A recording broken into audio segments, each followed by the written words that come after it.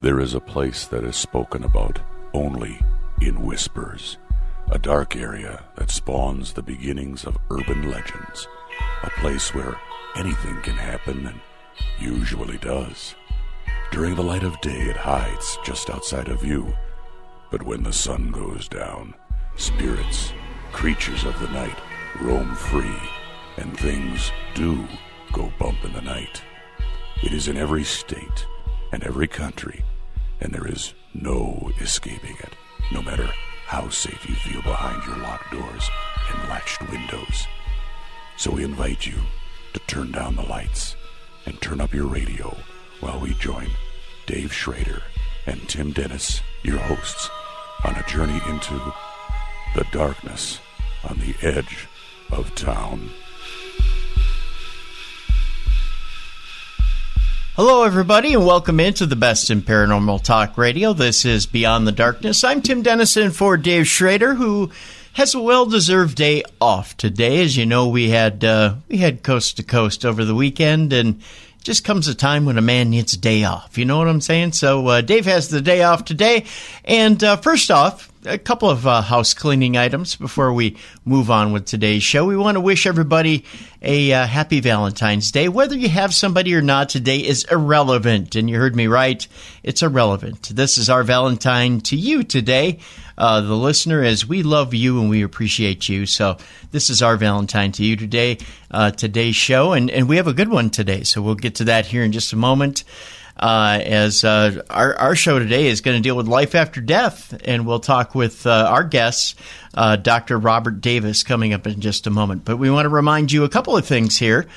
First of all, we hope you enjoyed True Crime Tuesday yesterday, talking with Robert Crane and his son yesterday. And if you missed out on it, shame on you.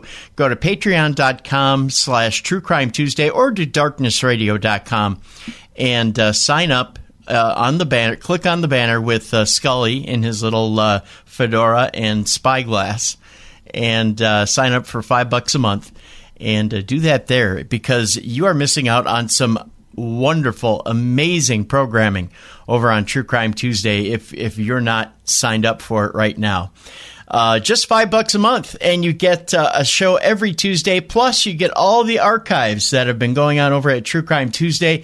You now have 42 shows plus this show, so 43 shows total to catch up on over at True Crime Tuesday over at Patreon. So sign up right now and catch up on that.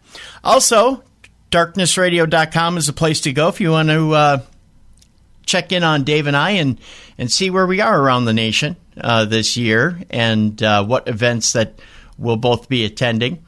A couple of reminders as to where we'll be. Dave will be in Romania, roaming around Romania, as a matter of fact, in September, the 15th through the 23rd. Be sure to click on the banner at darknessevents.com for that, and go to Romania with him. Dave and I will both be in Michigan in August. And, of course, you don't want to forget Chris Jericho's Rock and Wrestling Rager coming up Halloween weekend, October 27th through the 31st. We'll be sailing from Miami to Nassau in the Bahamas. Man, there are so many celebrities aboard the Chris Jericho Rock and Wrestling Rager. There's comedy, there's podcasts. There's going to be an entire Sea of Honor tournament. The Ring of Honor superstars are aboard the Chris Jericho Rock and Wrestling Rager.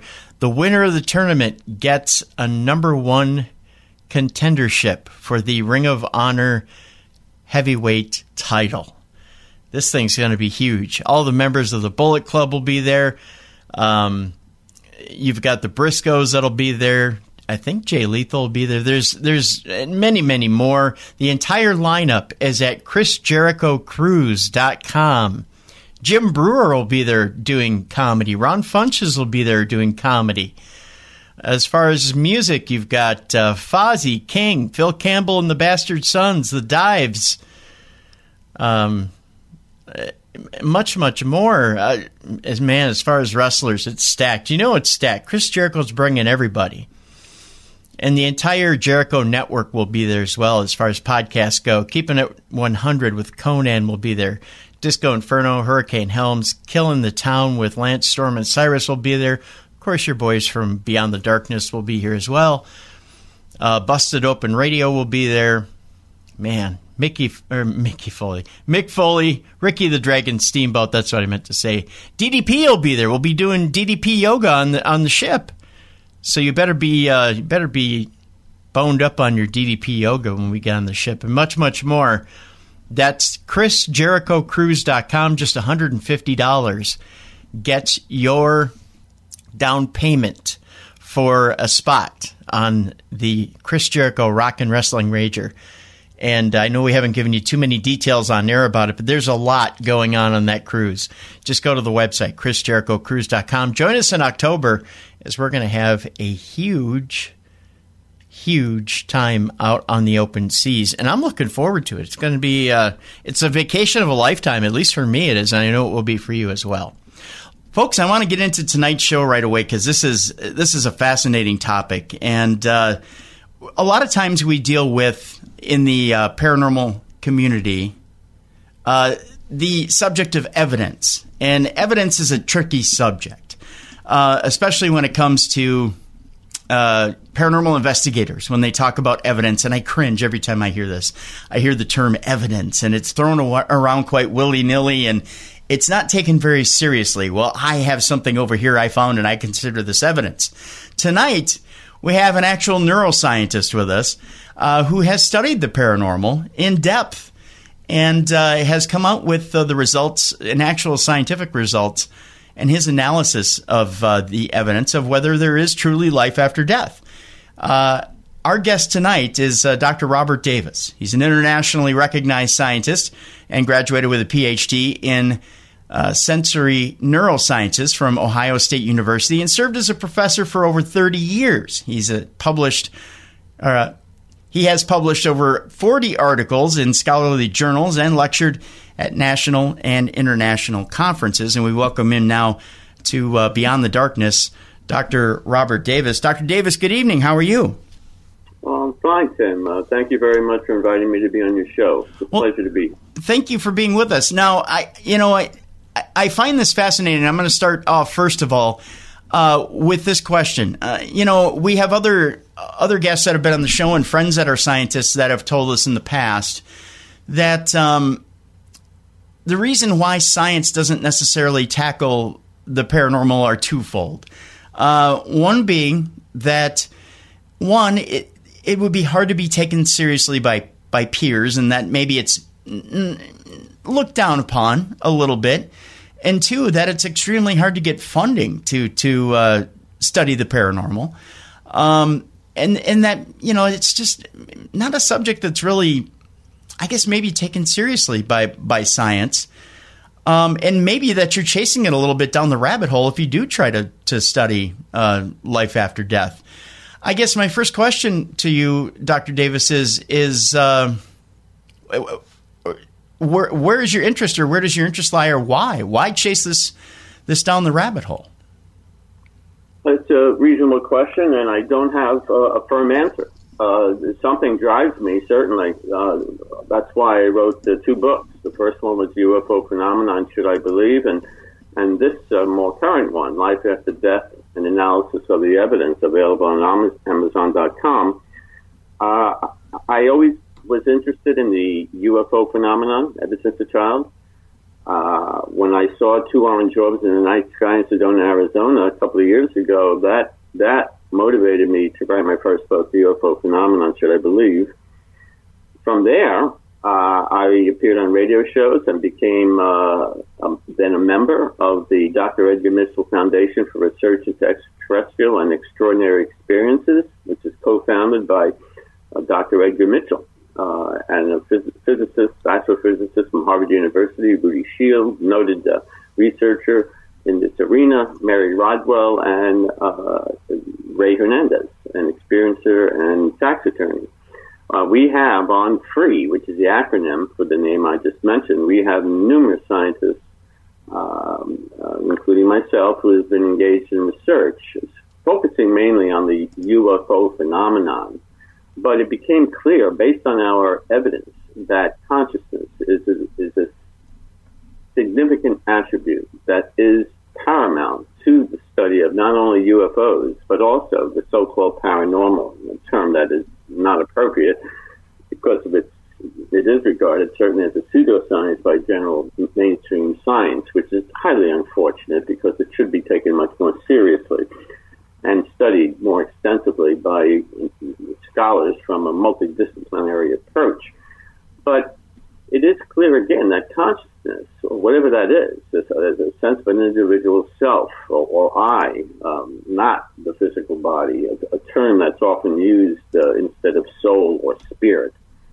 So let's use consciousness in that regard. And the question, of course, is whether or not that soul or spirit consciousness acts independent of the brain and what it is, what it does, how it functions. And we don't know where in the brain specifically gives rise to self-awareness and intention and abstract thought. And maybe one day we will or not. Mm-hmm. Question is, are we a physical body? And thus, when the hard drive crashes and the screen fades to black, does it fade to black forever? Or do we somehow experience some form of reality with an aspect of consciousness or a certain type of energy yet to be discovered, confirmed, validated by the scientific community, of course?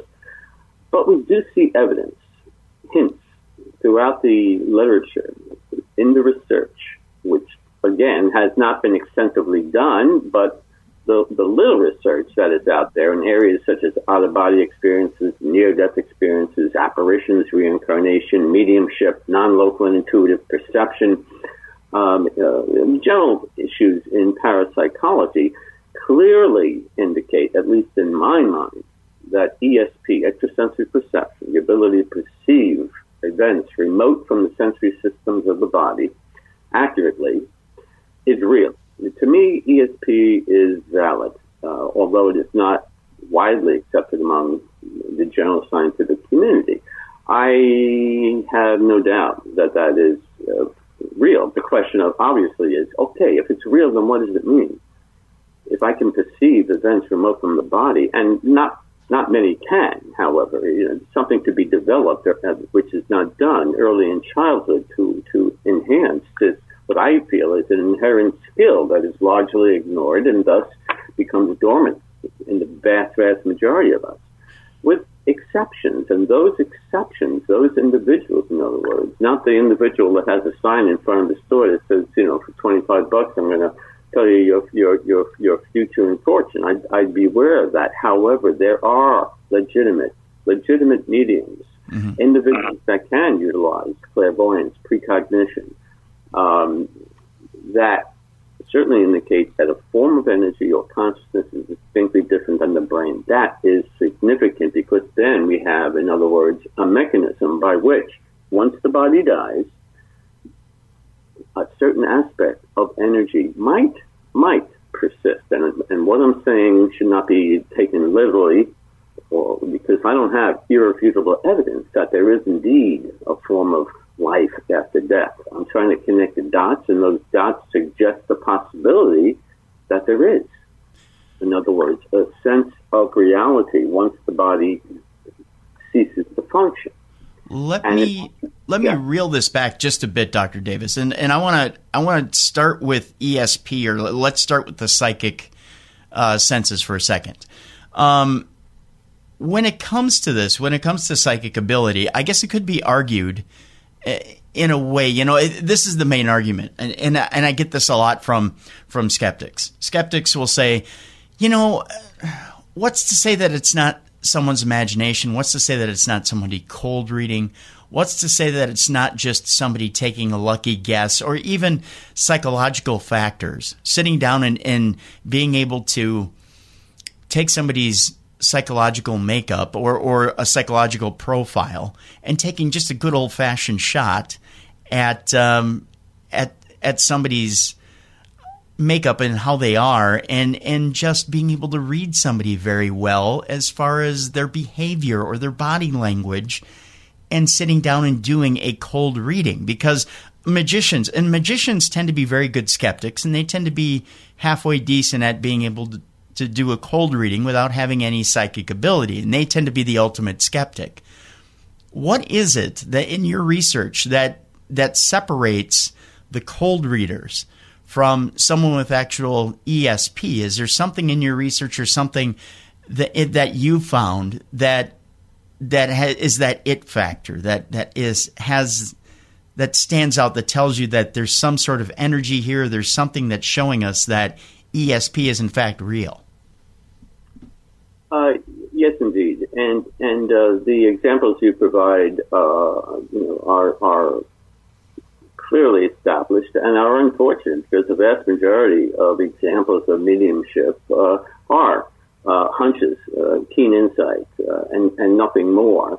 But under controlled experimental conditions, it has been shown that certain individuals can indeed accurately recall and determine events, specific information about individuals under double, triple, quadruple blinded controlled conditions, whereby these individuals cannot have any access to any information about the individual for whom they are, so to speak, reading about or trying to obtain information about an individual that they have no knowledge of.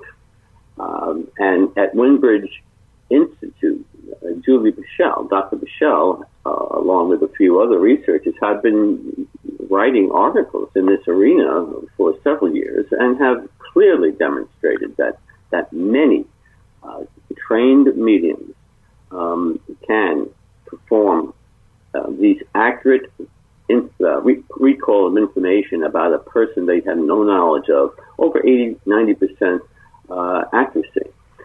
This has been repeated in numerous experiments that clearly establish that statistically significant results are found in many of these individuals.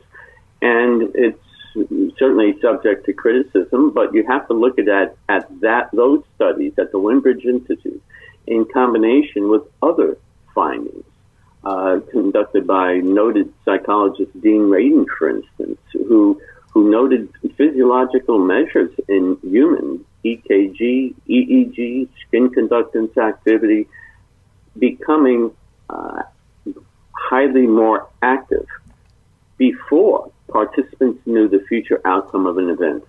And in other words, the body responded prior to an anticipated emotionally stimulating picture, for instance. And it was time locked to that event. Maybe one of the most significant studies that Dean Radin did was this double slit experiment, whereby meditators and non-meditators were to imagine which of two slits a subatomic particle, like a photon, passed. And there was a significant effect size with the meditators. In other words, they were able to direct the photon into a particular slit, either one or two. That was, again, statistically significant. And Dean Radin, based on all of his research in this area, he concluded that observation not only disturbs what has to be measured, they produce it. In other words, by observation alone, people are able to compel a subatomic particle, like an electron photon, to assume a definite position. So we can produce the results of measurements. And this has been demonstrated not only at the subatomic scale, but one study comes to mind that Radin did. He asked subjects to imagine they could perceive and alter a low-intensity laser beam in a distant interferometer. And the results showed that by one's intention alone, the photon's quantum wave functions and the light produced by the device was changed dramatically. So he considers this intuitive knowledge arises from perceptions that are not mediated through our sensory systems. So we have to look at the dots, the experiments in non-local intuitive perception. That also includes healing, distant healing, changes of pH in water, and changes in electrical devices. Probably one of the most significant experiments demonstrating how mass consciousness can affect physical systems. It's called psychokinesis. I'm sure the vast majority of your audience is familiar with that term. Well, how the mind can affect physical systems was demonstrated at the Princeton University Engineering Anomalous Research Laboratory, whereby through mental concentration alone, human beings were able to affect physical systems in many different types of experimental settings. But one in particular that gets my attention, and I'm sure, again, many of the members of the audience know this, involved random event generators that were stationed worldwide. I believe there were approximately 100 of them, and they continuously emitted ones and zeros, of course, in a random pattern, which was analyzed by a supercomputer at the Princeton Laboratory in order to note any statistically significant deviation from randomness that may be influenced by major world events. And remarkably, such deviations, meaning either significantly more zeros or significantly more ones, in other words, significantly non-random patterns of distribution by these generators were reported when major world events occurred, such as the 9/11 attacks by Al-Qaeda, the tsunami incident that devastated Southeast Asia, even the president of election of President Obama. These non-random now events that were time-locked to the collective consciousness of millions of people worldwide, focused on a single point in time, caused these random event generators to behave in a non-random way that was considered statistically significant, and that this happening by chance was determined to be less than 1 to 1 billion. So it was quite significant.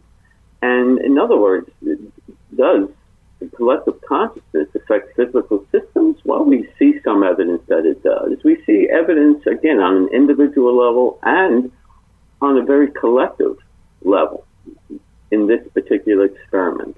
But we also see evidence in NDEs and OBEs. But we can go on and on talking about experimental data in non-local intuitive perception, which suggests that humans can indeed exchange information without the use of their sensory systems, called telepathy, remote viewing,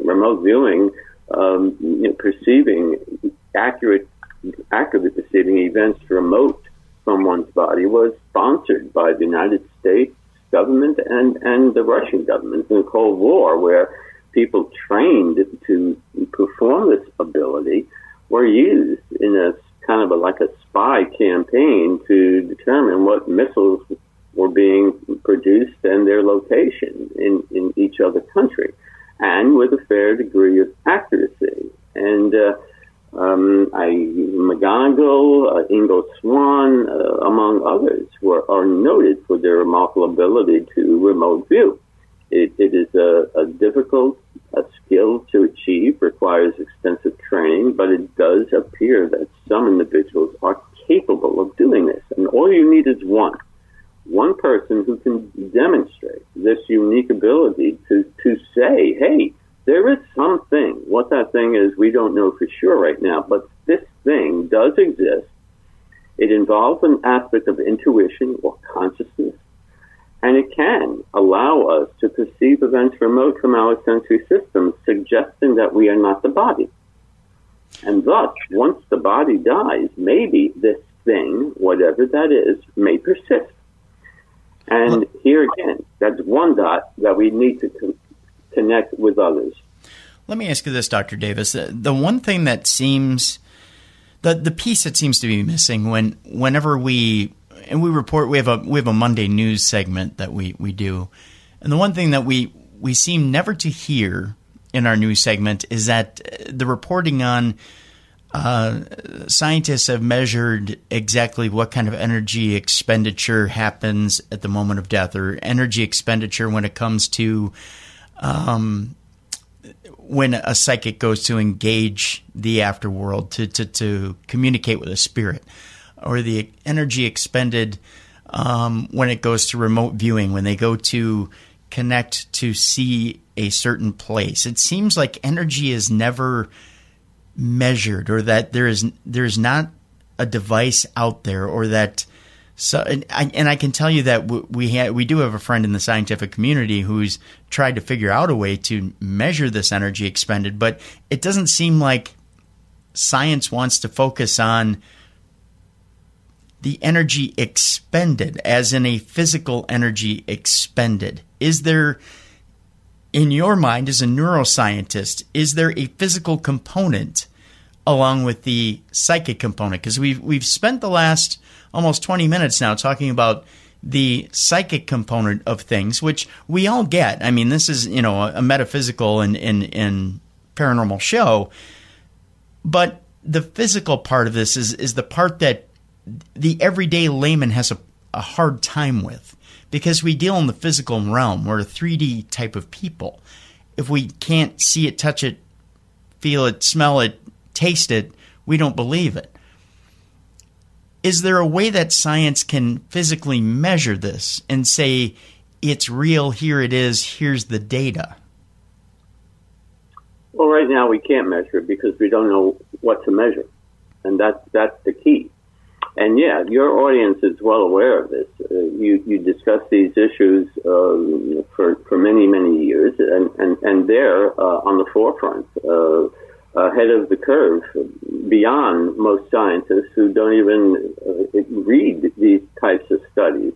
And if they did, they would better understand what your audience is already well aware of, that these events are valid. They do occur, and they're certainly real in the minds of individuals who experience them in a diverse range of ways, which we barely touched upon. Mm-hmm.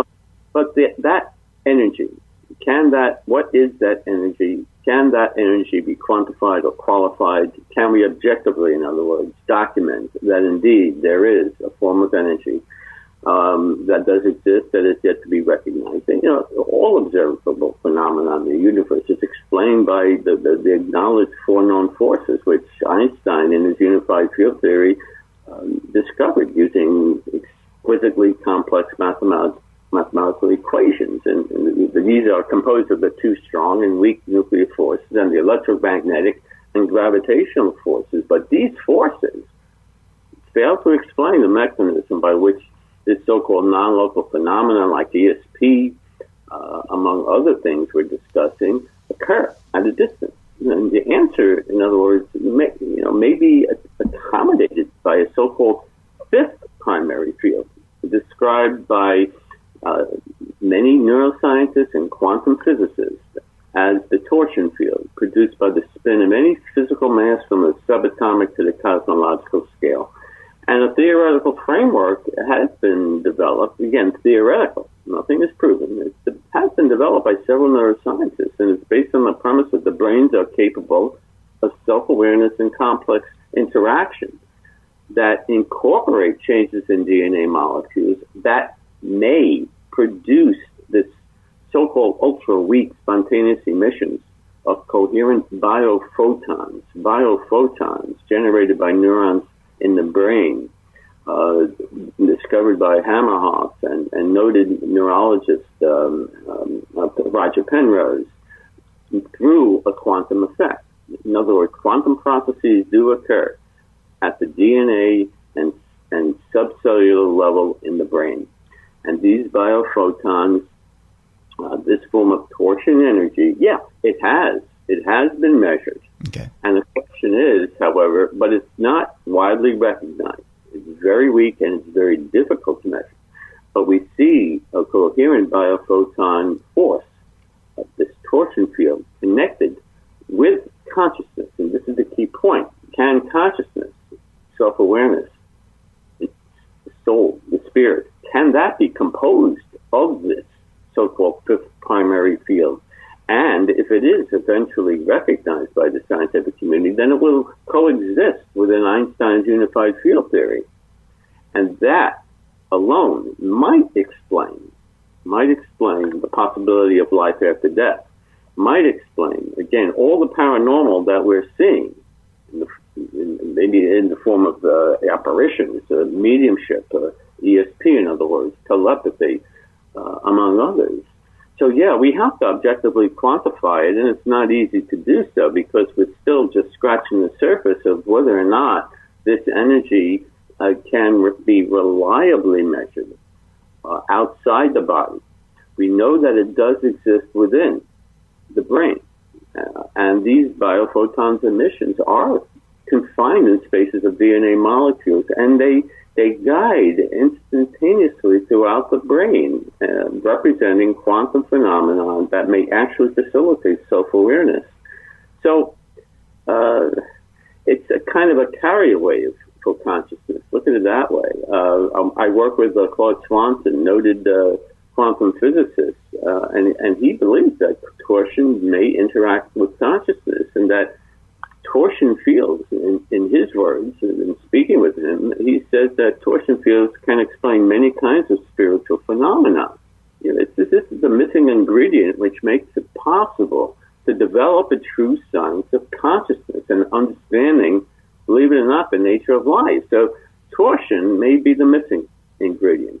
And we need to develop a science of consciousness in order to understand the nature of life, whether or not life indeed persists after bodily death, how we can possibly use our mind, and not necessarily the brain, and obviously they're interrelated, how can we better use consciousness to our advantage, if at all possible? There was a news story that came out last year having to do with the fact that scientists did believe, or there was a group of scientists that did believe that quantum physics could explain heaven or the afterlife, that it could just be, I guess, to put it in layman's terms, it could just be another step to the right, that it could just be another existence, another dimension, another field. Does this lend itself to the torsion field theory, to the torsion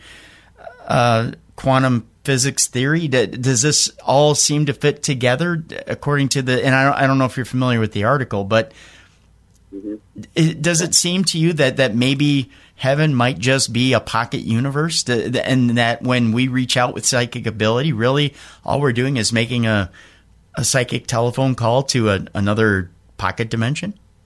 Well, yeah, well put. The issue here, we don't even have the right kind of terms and rough language to even express what we're talking about here, because they remain tenuous.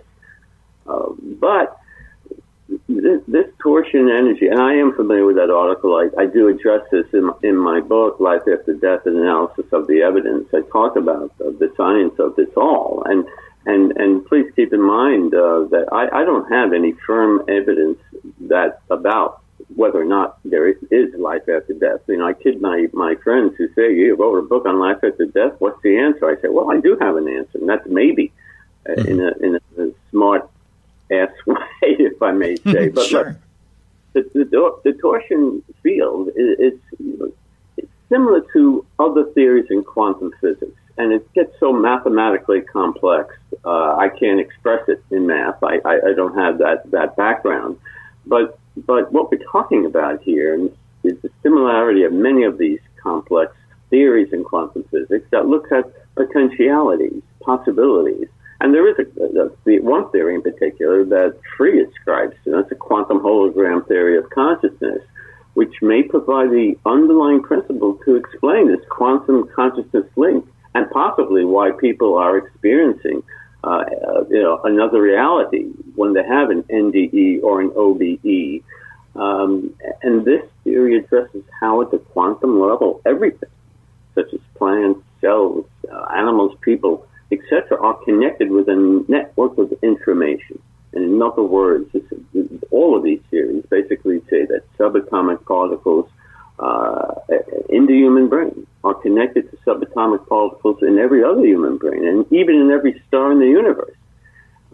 And that, if proven valid, may provide the foundation to explain how reality appears to be perceived, not only as spatial, but as a whole space-time during an NDE. So similarly, in a holographic universe, in other words, the past, present, and future all exist simultaneously. That's a phenomenon that's been documented in NDE research, from life review and the notions of a spatial temporal line perspective. People who have NDEs, they say now and eternity exist simultaneously. They say there is no difference. We can't understand what they're saying here. They say time doesn't exist. There is no such thing as space. I can see through objects. So wherever I want to be, I think about it and I'm there. 1,000 years may be instantaneous, et cetera, et cetera. They talk about an altered reality, an altered perception that we cannot ascribe to, because we do live in, obviously, this 3D world. And this is what is so remarkable.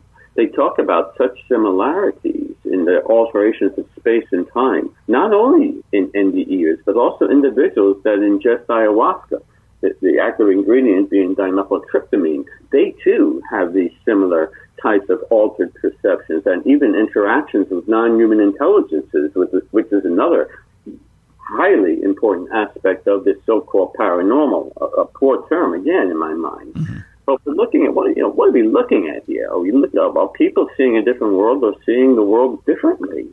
And can it be explained by quantum physics, which to a lot of scientists is not valid, but many say it is. Look, we see evidence at the subatomic level of photons acting so incredibly strange, defying our current laws of physics, so to speak, that even Einstein looked at the data and he called it, many of your audiences know, he called it spooky action at a distance. In other words, you take a photon that's bound, cut it in half, divide it, separate it by thousands of light years, you manipulate one, the other responds instantaneously in an opposite direction. We know that. We know that this law of entanglement exists at the subatomic scale. We also know that behavior of subatomic particles behave so enigmatically in so many different ways. The point is, we are also composed of these same subatomic particles that Einstein considered spooky action at a distance. And what can we possibly extrapolate from that evidence alone, which is quantum physics, the behavior, in other words, of subatomic matter, which the whole physical universe is composed of. And that's why, in a sense, we're interconnected with the universe. We're made out of certainly the same stuff, so to speak. And thus, there may very well be this quantum holographic interrelationship among all living things and anything that's composed of subatomic particles. And this gets obviously very detailed. I don't understand it firmly, but it even gets into what Stephen Hawking considers with regard to wormholes as the entrance to the zero-point field, that thermally null energy field where space and time do not exist, and where a possible holographic field resides. So, if you talk about paranormal, listen to Stephen Hawking. These and other quantum physicists. It's more paranormal than what we are exposed to in the internet and all media forms, in the form of mediums predicting the future, seeing ghosts, etc. Listen to these people. It's unbelievable what they contend. You would call their theories, their opinions, paranormal. Take, for example, Eugene Wigner and Edwin Schrodinger. These are Nobel Prize recipients. Schrodinger worked alongside Albert Einstein, and both of them said that Earth is incorporated within, a holographic universe, and that ESP is real. I forget the exact words, but these are leading scientists who believe that ESP could be explained by realizing that our consciousness is immersed in this quantum mechanic wave function. So they say that there is a field of consciousness over the Earth, quote unquote. Now, I'm not going to argue with Erwin Schrodinger. I'm not going to argue with Eugene Wigner. Now, you talk about paranormal. Are they not talking about the paranormal? They are, and beyond. They are talking about telepathic communication. They're talking about things that we and your listeners read and hear about all the time in varying ways. The key is to connect the dots among all the experimental literature, which is few and far between in this arena, but it encompasses so many different things, a diverse range of parapsychological issues, like NDEs and OBEs, as we talked about, non-local intuitive perception, issues in reincarnation, on and on and on. How do we make sense of this coherent whole? How do we establish an overarching theory that makes sense out of what is going on here? And we could do a show, many shows, and many books have been written just on specific issues in this area, like NDEs and OBEs and mediumship. My gosh, there's so many. They're very redundant, many very good, many obviously not so good. But the point is that everybody's trying to connect the dots and bridge that scientific, spiritual, paranormal gap, which is huge. And I'm attempting to do that in my book. Right. And the book is called Life After Death, An Analysis of the Evidence. We're going to take a break here, and our guest is Dr. Robert Davis. When we come back, Dr. Davis, I do want to get into a little bit of the minutia of some of these experiences. When we come back, we'll talk a little bit about near-death experiences, and I want to know a little bit about the phenomena and where you think some of the experiences come from, some of the shared experiences, things like heaven and hell, and some of the experiences that people go through in near-death experience. And we'll talk about the out-of-body experience. And why is it that we have some of the same experiences with the out-of-body experience? We'll talk about that with Dr. Robert Davis. And when we come back, you're listening to the best in paranormal talk radio. This is Beyond the Darkness.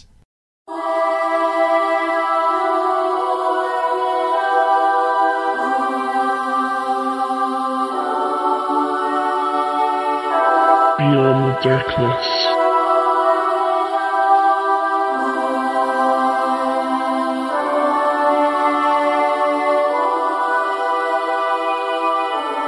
Welcome back to the best in paranormal talk radio. This is Beyond the Darkness. Tim Dennison for Dave Schrader, who will be back tomorrow. And our guest is Dr. Robert Davis, a neuroscientist who has written the book Life After Death, An Analysis of the Evidence, and it's available right now on Amazon.com. You can click the link that's in the description of the show at Podcast One. Also, it's available on our website as well.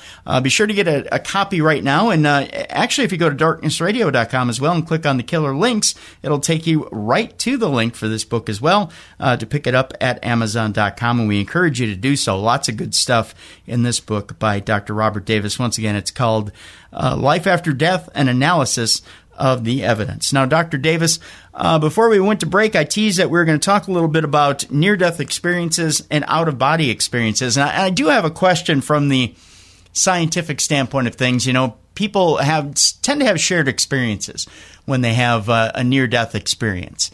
And you hear a lot about, the tunnel, or they see the white light or the warm light that they get, and they see the relatives there, or they have people that are welcoming them into this tunnel, and then they're told, no, it's not your time yet. You need to go back, and then they feel the sensation where they go back into their bodies. Most of the time, it's that, and then you have the rare times where they go to a place where it's dark and it's hot, and they hear screaming, and people assume that's heaven and hell, and they have this experience based on their life experience here on Earth. Do you draw that equivalent, or from a scientific standpoint, and your best scientific, I guess we could say educated guess, what is it that these people are experiencing? Well, we don't have an answer, obviously. Mm-hmm. It has gotten a considerable amount of attention in the form of research, but the research has focused primarily on the psychological state of the individual who does have an NDE, thinking that they may have some schizotypal disorders, dissociative types of issues that might make them more sensitive, or serve as a prerequisite for these kinds of experiences. Or, of course, there are theories that are purely neurophysiologic in nature, saying that these individuals, in other words, are simply hallucinating as a result of a dying, chaotic brain that's in transitioning from being alive to crashing. But if consciousness is a byproduct of the brain, And if the brain is injured, consciousness should also be adversely affected in some way. But this is not the case, since brain research does seem to suggest that when one is close to death, consciousness may not be affected. And we see studies, for instance, noted one, oncologist and founder of the Near-Death Experience Research Foundation, Dr. Jeffrey Long. He found that, I believe it was about 75% of over 1,200 NDEers reported more consciousness and alertness during their NDE.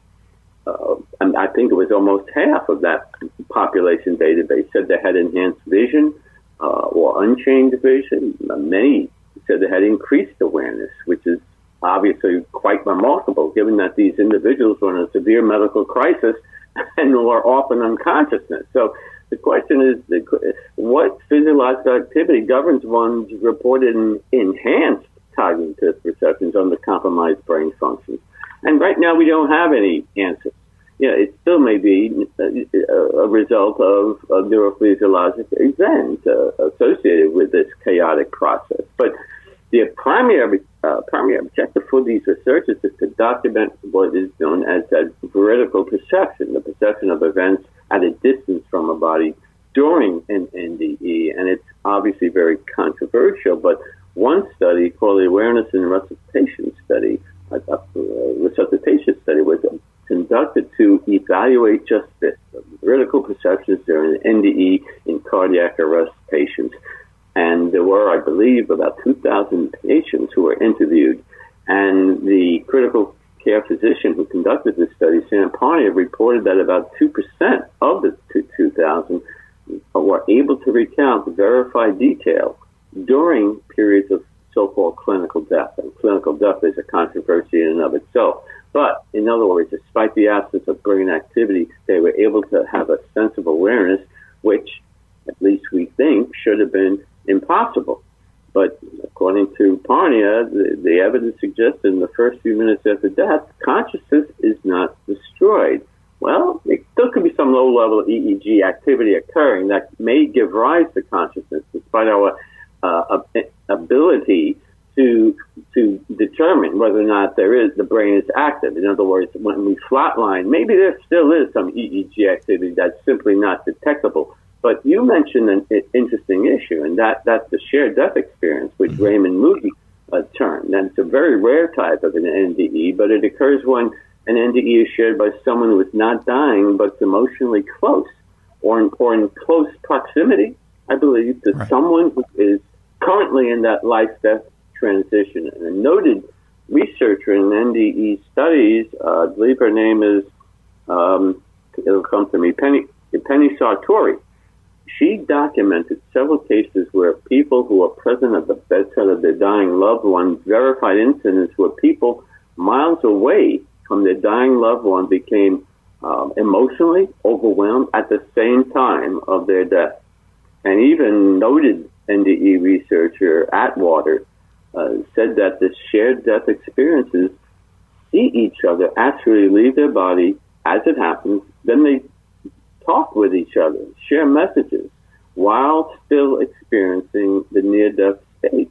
And their separate reports afterwards match identically.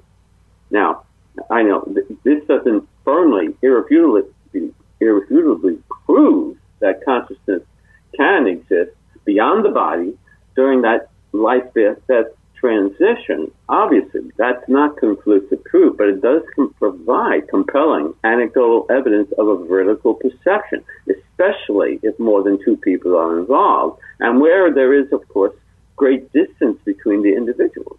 So the obtaining of this external verifiable information, which obviously defies logical explanation, of course requires corroboration from several independent researchers. This is something that needs to be done by the scientific community, but it remains to be seen. But what we also note here is remarkable life-changing behavioral and spiritual transformations in individuals who have not only NDEs and OBEs, but a diverse range of spiritual, mystical, and extraordinary experiences. And this incorporates UFOs, interactions with non-human intelligences, believe it or not, which millions of people report. It incorporates shamanic journeys, lucid dreaming, etc., etc. And the outcomes in individuals who have NDEs and all of these types of experiences, even seeing the Earth from space, which Dr. Mitchell did, and had an overview effect, an epiphany, as he called it, and he was transformed by it from that day forward, as many astronauts are. And it results in an increase in the appreciation of life, with a strong desire to live life to the fullest, increase in self-worth and compassion towards others. They believe in a life after death. They no longer fear death. They become more sympathetic, empathetic. That's key. Empathy. We should all be more empathetic. Easier said than done. Yeah. They believe in ability to heal others. Decrease in materialism. They become more spiritual, less interested in organized religion, but more spiritual. That's interesting in and of itself. But this is where studies should go. And we see this in our study conducted by Free with over 3,000 individuals who claim to interact with non-human intelligences, believe it or not. They show the same psychological, spiritual outcomes. Kenneth Ring, noted psychologist, he did a study with NDEers, I believe about 100 or so, and about approximately 100 individuals who had UFO interactions, and applied psychological tests to them afterwards, and also noted the same things I just reported in the two separate groups. Distinctly different experiences, but very, very similar behavioral transformative attributes as facilitated by their unique experiences. Again, NDEs in one case, UFO incidents in another. The question obviously is why? It's easier to ask. We don't have a firm answer. But these personal accounts about the meaning of life, they're supported and reinforce one another in these kind of separate studies, manifested in different ways by independent researchers, and unfortunately is largely ignored. And the Free Foundation, which again I'm a member of the board of directors and chair of the research committee, are going to continue to investigate this much more seriously in varying ways. But one interesting aspect regarding the meaning of life that's supported in NDE studies is one that was done by noted NDE researcher Jeffrey Long. I believe his wife also was involved with it in this project, where over half, and I don't know if it's 3/4 or 60% of about 400 or 500 people who had an NDE answered yes to the question that was something like, during your NDE, did you encounter any specific information or awareness regarding love?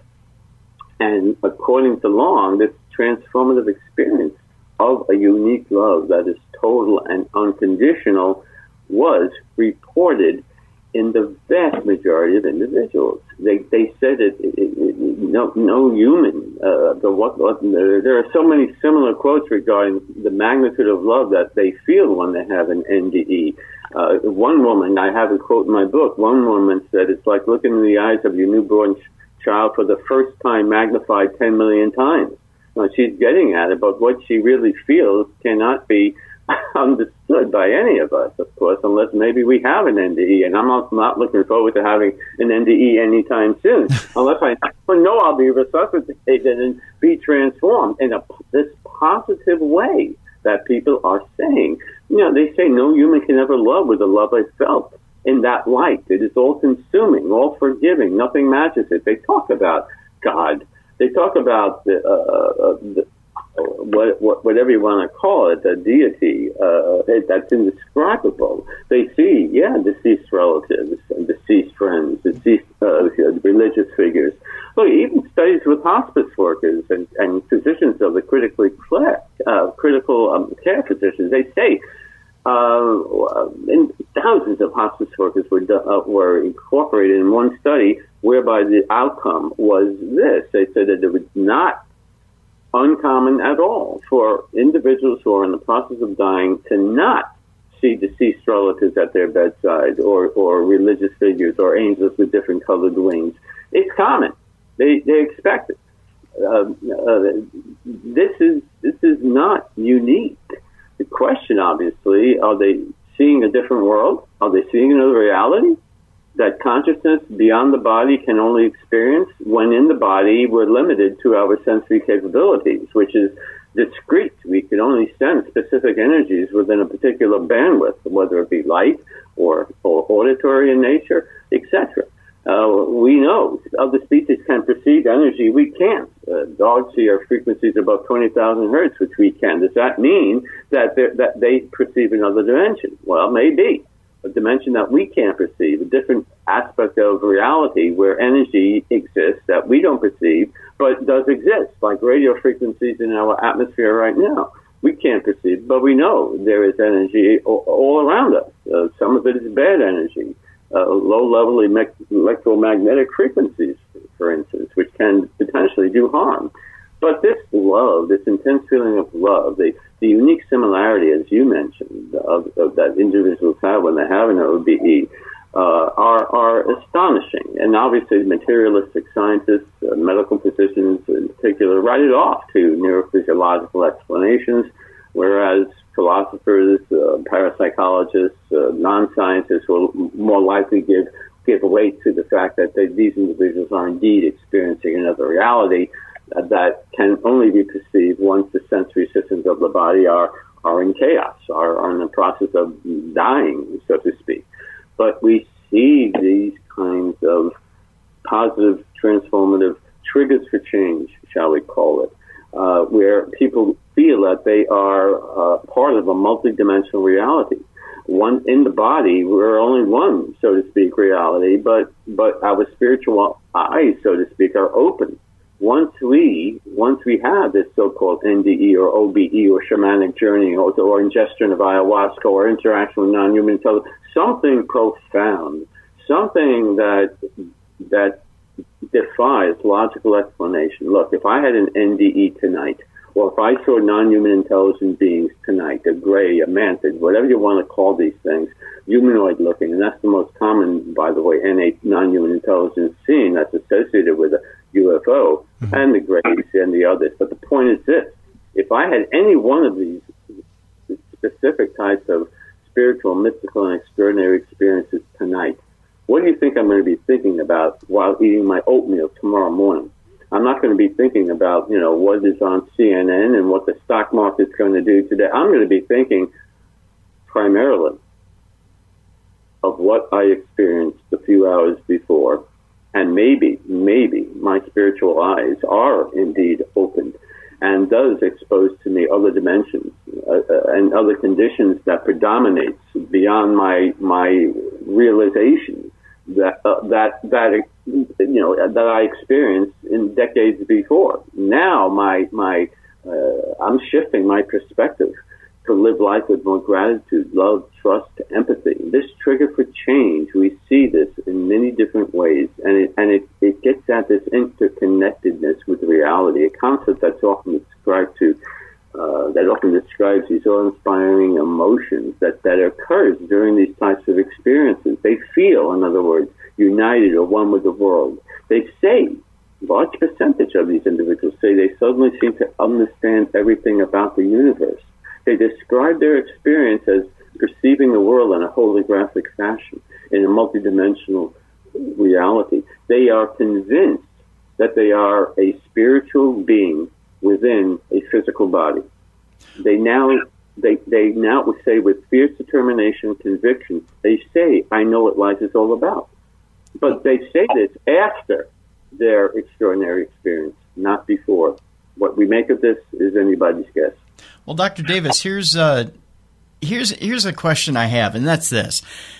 For as locked in as we are in these meat suits, and it seems like a lot of people can go through this entire life without having a near-death experience or an out-of-body experience, it sure seems like it's easy to get out of these things and to go walk amongst the spirits or walk amongst the stars or have an experience with another race or have an experience with spirits or have an experience out there to open up and enlighten. Yet it seems like for as often as the phenomenon happens, it's a rarity. Is that am I misspeaking by saying that?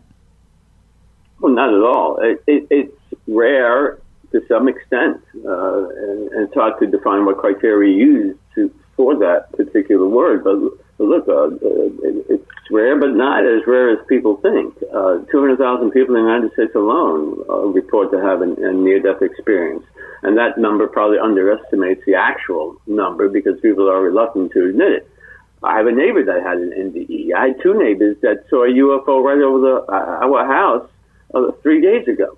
And that's just me, living in a community. What the heck is going on with the billions of people worldwide? How many people have an NDE worldwide? So many in the United States alone have that. I forget the number of out-of-body experiences, but it is also high, and it's obviously a part of the NDE. So it's rare, but it's not that rare. The number of people who report seeing a UFO is remarkably high, but only, a small percent is actually probably valid. These are all separate phenomena, but they all seem to be interrelated, and that's the key. And what interrelates them may very well be an aspect of consciousness. That's the key. We're not looking at, when we look at individual extraordinary experiences, and there are so many, but when we look at just one of them, we look at it without regard to the others. But the others should be incorporated. And I just wrote a paper, by the way, that's going to be accepted it has been accepted. It's going to be published in the Journal of Scientific Exploration on just this. And doesn't irrefutably prove, again, what we're talking about, like life after death, ESP, but it strongly suggests the possibility of, and that's the only thing I can say with conviction. And it does, and what I can say with conviction is that there's a compelling sense that the experience feels real to the individual. It's certainly real in their mind. And many, however, do suffer from serious psychological disorders that do give rise to many of these atypical kinds of experiences. And you have to be careful who you incorporate in a study. You have to screen them for psychological disorders. When people say, I feel separated from my body, as they do, I feel a sense of expanded consciousness, as they do. I see everything at once, and I see every obstacle and every detail and a holographic view, you have to rule out, again, schizotypal disorders, dissociative disorders. And in many studies which have ruled this out, they still note these kinds of experiences by well-balanced individuals from all walks of life. And what we see here is that there are basic principles from quantum mechanics, such as non-locality, interconnectedness, entanglement, superposition, very complex theories in quantum mechanics. Theories, let me emphasize that. But here again, that is consistent with the subjective experience. And that's important. Mm-hmm. Trying to link science with the subjective experience. And that's the topic for my next book, the knowledge of existence in another dimension without a body. The perception of time as if the past, present, and future exist simultaneously and instantaneously. As I mentioned prior, this timeless, spaceless dimension. These are supported by concepts in quantum physics. Well, does that validate these experiences as being real? Well, not entirely, but it makes a strong case for the possibility that it is. And so you can't dismiss all the so-called paranormal as being completely woo-woo. It's not. Some of it, is, obviously. We have to be careful what we read and who we listen to. We're going to hear a lot of nonsense, but we're also going to hear a lot of sense. And it's sometimes very hard, as you and your audience know, to filter the sense from nonsense. And that's a task in and of itself. And we want to believe things that align with our beliefs, and we want to disbelieve, things that don't. Mm-hmm. That's typical in all aspects of life. So what we're looking at here is altered states of consciousness that give rise to similar behavioral transformations in one's personal and philosophical values. That is true, and we can't explain it. but we have to explore it more. We again are scratching the surface, but we're identifying the interrelatedness of these phenomena. We're identifying that consciousness is an aspect of this phenomena. We're saying that there may very well be a type of energy that gives rise to consciousness and persists after bodily death. It's torsion field that cannot be easily detected. Okay, cannot be easily detected, but has been experimentally by a few, especially Russian scientists involved in plasma physics, and some here in the United States, Harameen, I forget names, Lex Neal, Claude Swanson, Rudy Shields, but we see similarities at both the subatomic and cosmological level, and that's not surprising because the stuff in the cosmos is composed of stuff that we can't see right in front of our face, subatomic particles of which we're composed of. We know this. What does it mean, this interconnectedness? What does it mean?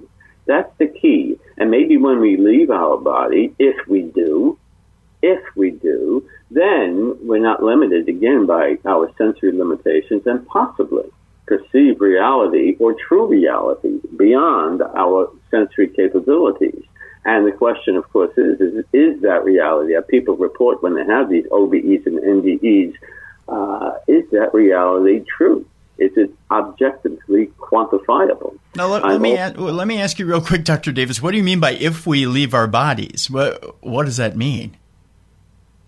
Well, if individuals allege to have an out-of-body experience, these are individuals who say, I see my body from the ceiling, or I see it from the body.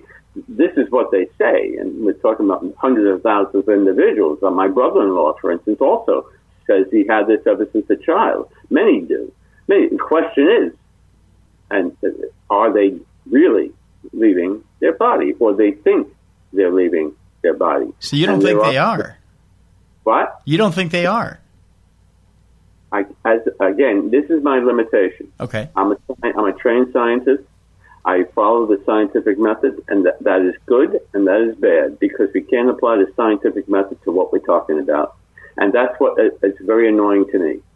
So many are saying the same thing. Are they actually leaving meaning what is leaving their body? An aspect of consciousness or distortion energy?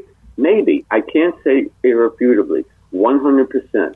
I cannot validate it because I need to quantify it as well as qualify it. We hear the anecdotal evidence, great. Now let's objectively quantify it, if at all possible. Problem is we don't have the methodology nor the instrumentation to measure it. We don't have the scientific principles established to validate it. Now that's a negative because yeah, I'd like to believe that they are actually saying, that they are leaving their body and that is fact. I cannot irrefutably agree with that because I am a scientist and that is the limitation. I think something is going on. I believe, yes, ESP is real. That I will say irrefutably. But whether or not individuals are actually seeing that bright tunnel, experiencing that enormous love, interacting with deceased relatives, either at the bedside or in another realm of existence, I can't say with certainty. And I apologize. It could be my limitation. I wish I could say with certainty. I think there is a strong possibility. That's as far as I'm going to go. Well, there's nothing to apologize for that. That's what you've come across in your scientific experience. There's nothing to apologize for. Well, I appreciate that. I apologize simply because I think your audience wants me to go in that direction, and I hate to maybe disappoint some members of the audience who want me to say, here's the evidence that there's life after the death. X, Y, Z. I quantified it. Here's the proof. I can't go there.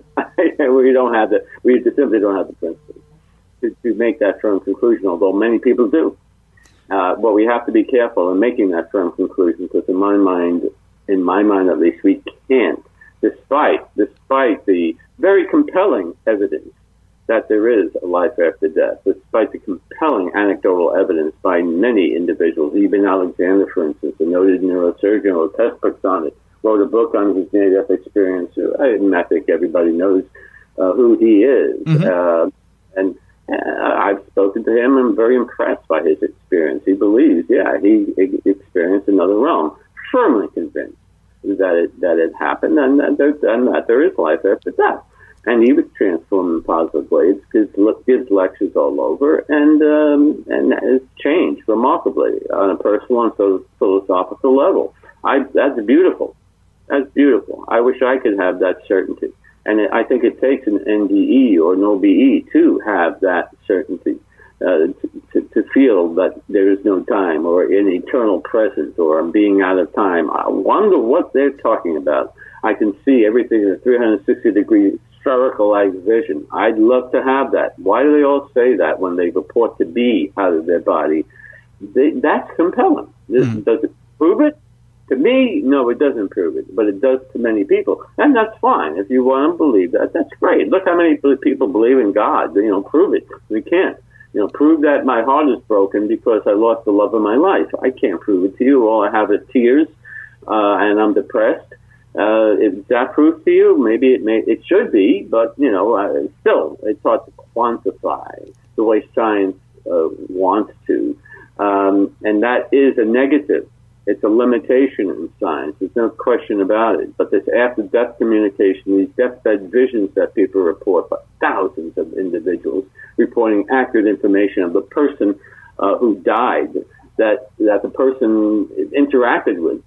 The person, for instance, a friend of theirs who they did not know died, they see them at their bedside or during an after-death communication, and they say, my friend Bill, I haven't seen him in years. I saw him.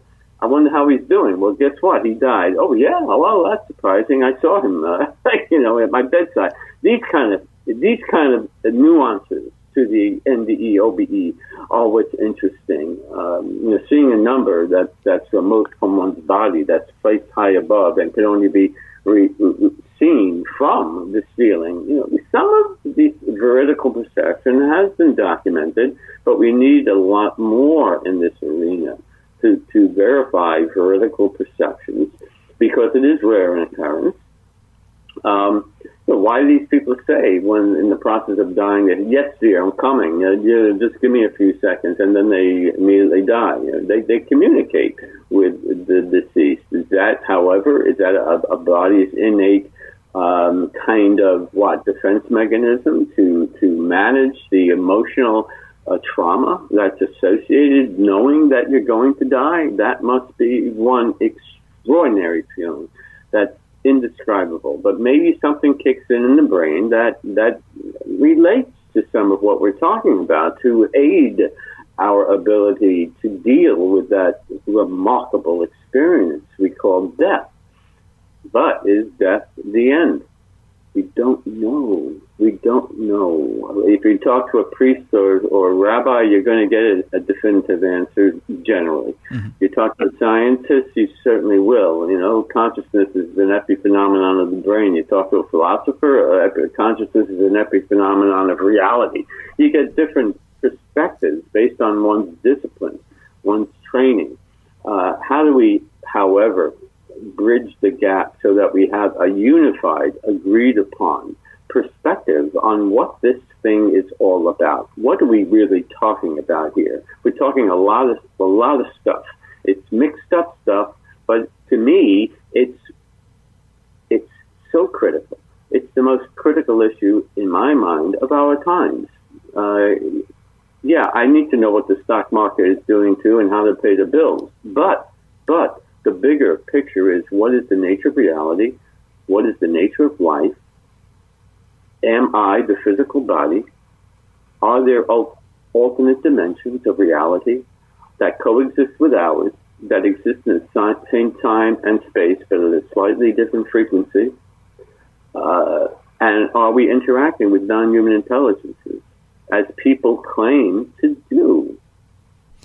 So, Dr. Davis, let me ask you this. We've gone over NDEs, OBEs. I want to address something that a lot of our audience is, I know, burning to ask. And we do a segment on Mondays as well where people write in and share their paranormal experience with us. They've had experiences with things they can't explain, and specifically spirits, ghosts. And you kind of got to it a little bit here in the last couple of minutes, where people have had their experiences with maybe spirits that they can't explain. or hauntings that they can't explain, maybe in their own house, or in a place where they can't explain, and it's an apparition or something appears before them. Maybe it's somebody they don't know. This isn't a haunting that they necessarily are familiar with. Now, this is a combination of the physical interacting with us from the other side. This isn't necessarily we've had our experience where we've kicked the mortal coil or we're on the precipice of kicking the mortal coil and we're interacting with the other side. The other side is all of a sudden interacting with us. Why are they reaching over from the other side and interacting with us? And how do you suspect that they're doing it from their side and it's not us going to their side? That's a critical question, and I wish I had a clear answer, and I don't. We can only theorize about that. But if beings indeed are coming from another dimension, if apparitions that look like physical human beings, they're extraordinary stories of people shaking hands with people and then they turn around and they disappear. People smelling a cigarette smoke in their bedroom, turn around and they see their mother smoking a cigarette. But yeah, she died a decade ago. You go on and on with these stories. It's limitless. People report interactions with, again, non-human intelligences of many different shapes, sizes, types, generally positive, but also can have negative experiences as well. Throughout folklore, throughout time, in written folklore and in the Bible and various contexts, these kinds of enigmatic experiences manifested in many different ways have been documented. Is there another dimension that coexists with ours in our time and space, but maybe at a different frequency, thus not enabling us to perceive that? However, if that other dimension, which many physicists and Hawking himself, among many others, contend does exist, like Michio Kaku, a noted neurophysicist from Columbia University. He believes in the multiverse, and there are many theories out there on the multiverse. Again, theoretic in nature, but here, if there are beings on coexisting dimensions, maybe if they develop an advanced form of technology, that possibly may allow them to use a technology in order for them to access our space and time, while we, on the other hand, are not able to do so, given our maybe less advanced technology. We can only speculate. The Hadron Collider, the search for the Higgs boson particle. To some extent, they're trying to look for that alternate dimension. That other so-called non-reality, shall we say, the reality that's a little different than ours. That's a search at the subatomic level for that possibility that billions of dollars have been channeled to. When those billions of dollars, while important at some level, in my mind, should be more so channeled in our direction, given in the area of the topics that we are addressing.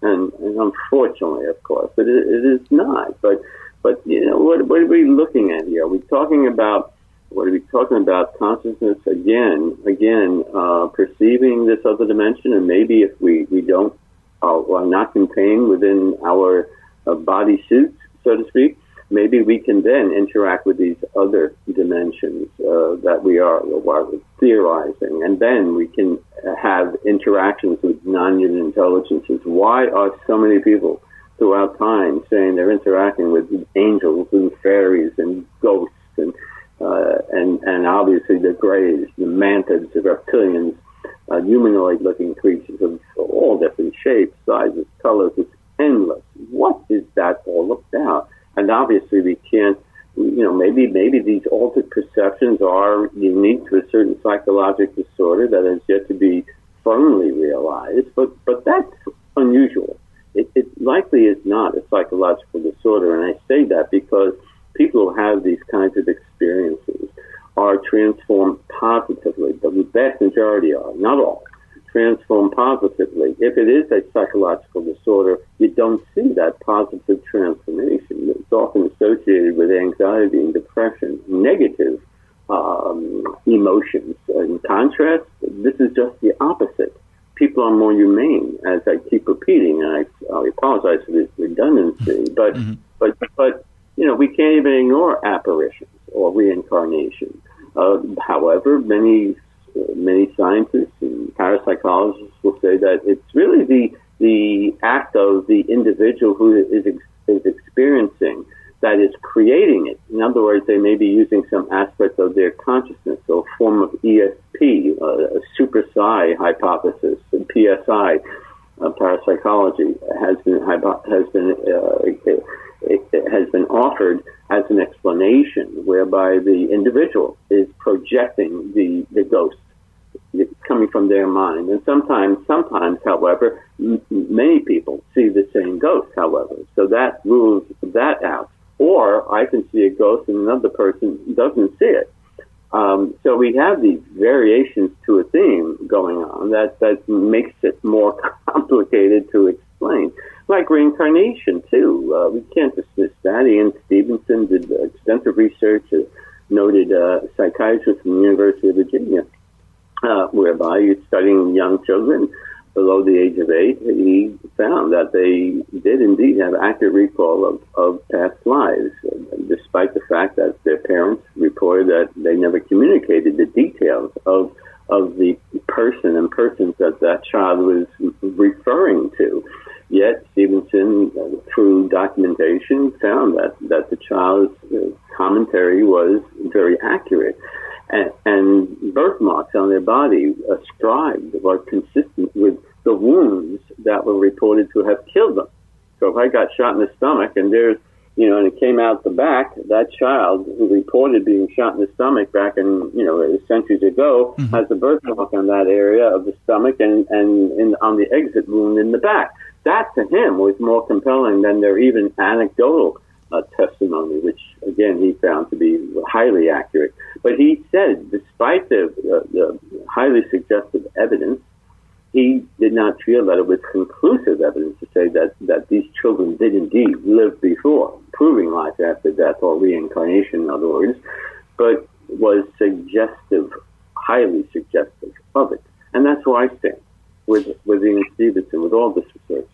Let me ask you something about reincarnation, Dr. Davis, and this is something that's always popped into my head. When it comes to the spiritual conundrum, and you'll hear this from religious people, from spiritual people, they'll say, where the cycle of reincarnation ends is where your spiritual growth essentially has come to a head. So in other words, when you've lived through these different lives and when your spirit has gotten to the point where you can then become let's say a spiritual guide or a teacher on the other side, then you don't need to come back and learn the lessons that you need to learn in the physical life. Okay, I know I'm sounding like some sort of big guru right now or whatever, but at that point you no longer need to come back to this plane to continue to grow your spirit.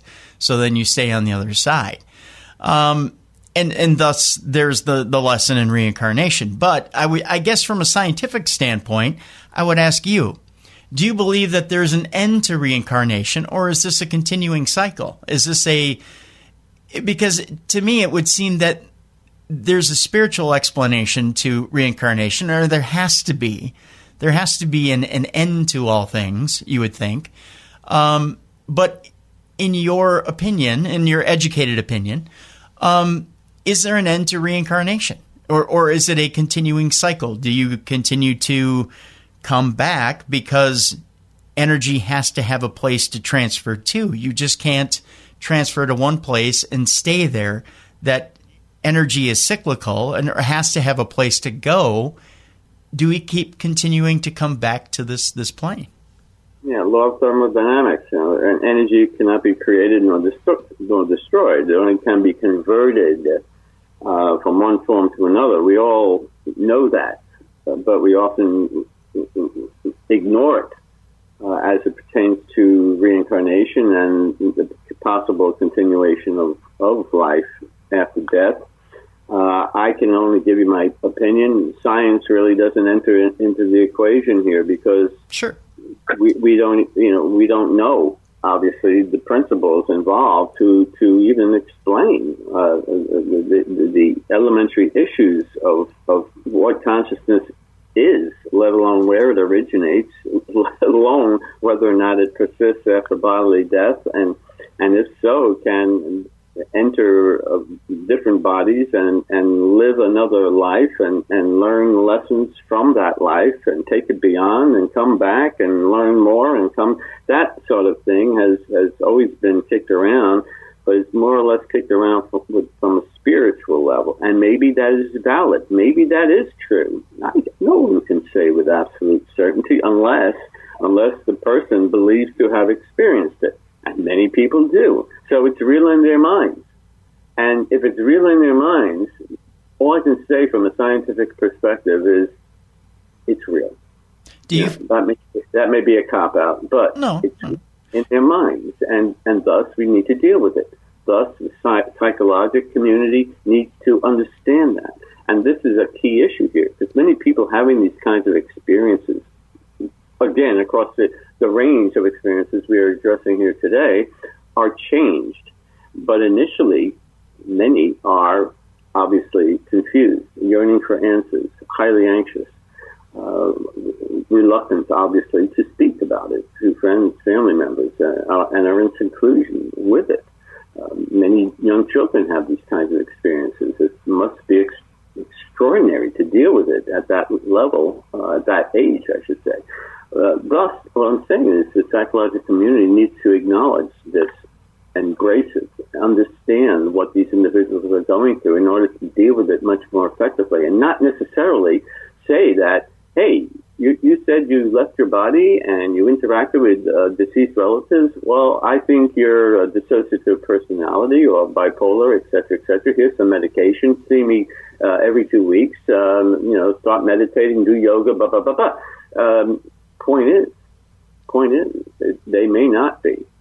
They may be more normal than you and I collectively, and the psychiatrists combined. So, but the DSM regards these experiences as being abnormal. It doesn't ascribe to what we consider to be so-called normal-like experiences, and it's unfortunate because we don't have scientific conviction, experimental realization, confirming without a doubt evidence that these people are indeed seeing a different world.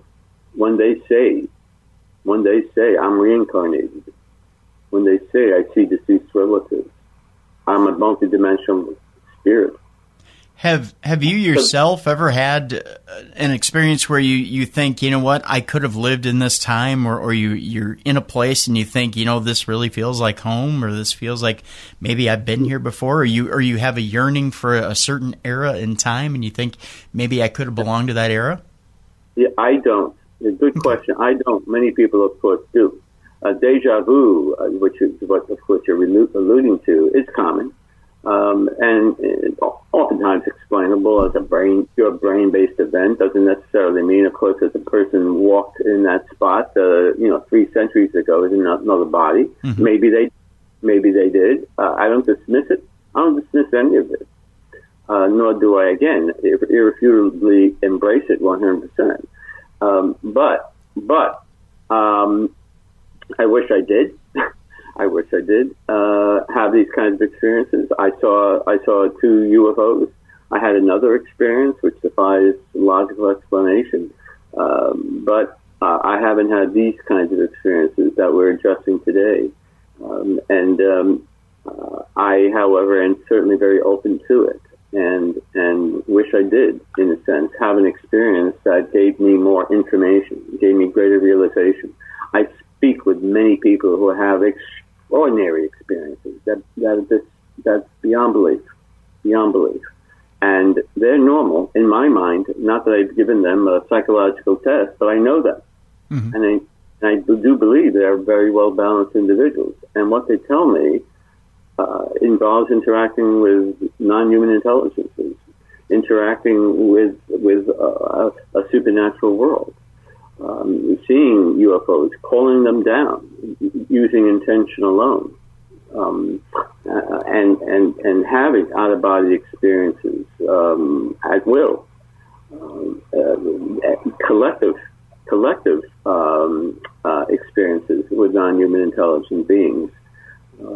That is moving, where more than one person, of course, has a shared experience. That is something that needs to be focused on more seriously. Then, of course, you can discount the possibility of a psychological aberration that's facilitating that unique, extraordinary experience. But what's the heart of the mission here? We need a new paradigm for viewing the whole of consciousness within this context of diverse. I hate to use the term paranormal. It should be an aspect of normal, but we don't have scientific principles to explain it, so we put para, before normal. But it's essential that scientists from all disciplines, especially neuroscience, cognitive science, psychology, et cetera, unify in forming a collective research paradigm to study what we are talking about, to determine once and for all, if at all possible, if these kinds of contact modalities actually cause one to see a different world, or instead to see the world differently in a non-spatial, non-temporal context. And Free is trying to stimulate a productive multidisciplinary research approach on many complex aspects of the topics that we're reporting here. And fundamental to this, again, is the reported behavioral outcomes that we are seeing in thousands of individuals. And we're seeing it in a few other independent studies confirming our results that defy explanation, but should be considered to be extraordinarily historic and an important contribution to the field. And once it comes out in the scientific literature, in that article that I mentioned in the Journal of Scientific Exploration, it's going to turn many heads. And when I give many talks, internationally, nationally, discussing this, it's remarkable how many people come up to me after the talk and tell me about their own unique personal experiences, which validates my discussion. And they say that what I said helps validate their experience. It works both ways. And it's remarkable, the consistency of the reports. And what I'm trying to, when I talk about scientific explanations of these events, people who have these experiences say it makes sense to them. They now understand their experience better. Once you put it in a kind of a explanation context, a little bit of a scientific umbrella, they embrace it more. They feel better about the experience because they're still confused that they had these experiences. So they need support from psychologists. They need support from the scientific community, but they're largely ignored, ridiculed, considered aberrant, and somebody to avoid for whatever reason. So you know the story. I think your audience largely does as well, many of whom are experiences. And I say, for those who want to know what's going on here, don't listen to me. Listen to the experiences. Listen to individuals who have these upfront and close personal encounters with what they believe is another dimension of beings from other realms, et cetera, et cetera. And you interpret that evidence as being valid or not. Right.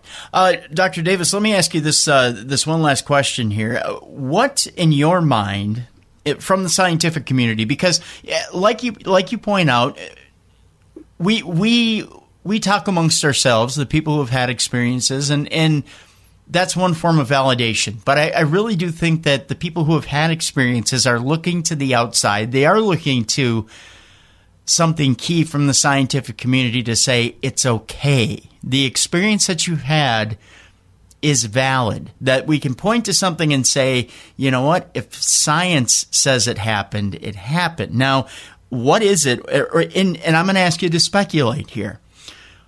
In your speculation, what is the one breakthrough that could happen in the future that, in your mind, you could point to in the scientific community and say, you know what, if this were to happen, this could validate the paranormal for people who have had experiences. This one thing could be pointed to, and we could say, you know what, your experiences are valid.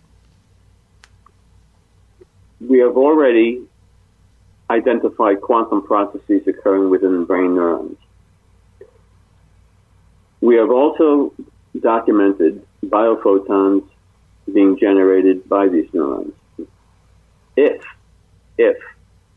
a form of energy, which we mentioned much earlier in the program, torsion energy, possibly generated by biophotons, can be validated. In other words, that an energy is emitted from the body that can be measured outside the body while still being present in the absence of the body. The persistence of that energy, despite the absence of the body, is, in my mind, the ultimate discovery that will rock the world, shake it to its core. In other words, we have here another physical force of the universe that will be that so-called missing link in the unified field theory we briefly mentioned earlier. Mm-hmm. That will likely serve to explain many of the phenomena that we are discussing. Maybe not all, but certainly the life after death. And I shouldn't say certainly, because the discovery of that energy and the associated scientific principle can then be applied more routinely in an agreed-upon fashion by scientists to then, again, apply it in the study of these areas that we call parapsychology or the paranormal. That is the key prerequisite condition for us to understand from a scientific perspective what is going on. Why are people saying, reporting their experiences that obviously defy logical explanation? And it may very well be because we don't have that scientific principle, but the discovery of a specific energy might be the key, and I think it will be. All right. Dr. Robert Davis has been our guest. Life After Death, an Analysis of the Evidence is the name of the book. Go get it right now. You can do so by going to Amazon.com. You can do that through our website, darknessradio.com. There's also a link on the description of the show, or if you're listening to us through iTunes, the description of the show is right there, right on your device. Just go ahead and click on that link, follow that link, get the book at Amazon.com, Life After Death, an Analysis of the Evidence by Dr. Robert Davis. Dr. Davis, thank you very much for joining us today. This was very intriguing. Well, I appreciate your invitation to appear on the show, and I very much appreciate you as an interviewer and an individual. I greatly acknowledge what you do and provide a forum for people to discuss these things to those who are curious, and I commend your audience for their interest in this topic. But let me just mention my website. Sure. It's BobDavisSpeaks.com, BobDavisSpeaks.com, which, of course, will provide more information about me and my books and the research that we're doing with free. Well, thank you very much. It was a pleasure. Yeah, and be sure to check out Dr. Davis as well at BobDavisSpeaks.com. Davis back tomorrow, folks, and we'll have more of the strange and unusual here on the best in Paranormal Talk Radio. This has been Beyond the Darkness.